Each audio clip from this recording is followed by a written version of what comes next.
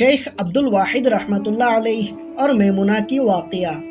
دوستو، شیخ عبدالواحد رحمۃ اللہ علیہ فرماتے ہیں کہ ایک بار میں نے اللہ تعالیٰ سے دعا مانگی کہ اے اللہ، آپ کو جنت میں جس کو میرا ساتھی بنانا ہے، دنیا میں ہی میری اس سے ملاقات کرا دیجئے۔ فرماتے ہیں کہ مجھے خواب میں بتایا گیا کہ حبشہ کی رہنے والی ایک عورت میمونہ ہے جو جنت میں تمہاری ساتھی بنے گی، لہٰذا میں اس بستی کی طرف چل پڑا۔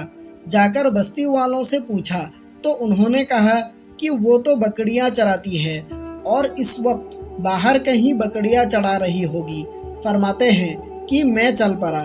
جب میں بستی سے باہر نکل کر دیکھا تو حیران ہوا کہ بکریاں ایک ہی جگہ پر چر رہی ہے اور ادھر ادھر بھاگتی بھی نہیں، اور ایک عورت پیڑ کے نیچے کھڑی نماز پڑھ رہی ہے۔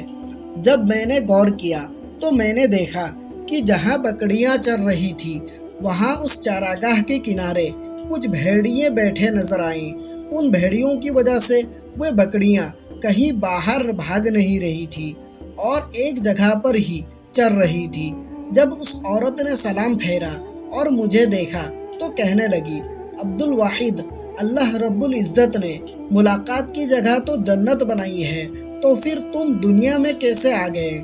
میں نے کہا کہ میں نے دعا مانگی تھی جو اللہ رب العزت کے یہاں قبول ہو گئی، مگر اب میں آپ سے ایک بات پوچھنا چاہتا ہوں کہ میں نے ایسا منظر تو کبھی نہیں دیکھا کہ آپ نماز پڑھ رہی تھی، بکریاں چر رہی تھی اور بھیڑیے بکریوں کو کچھ نہیں کر رہے تھے۔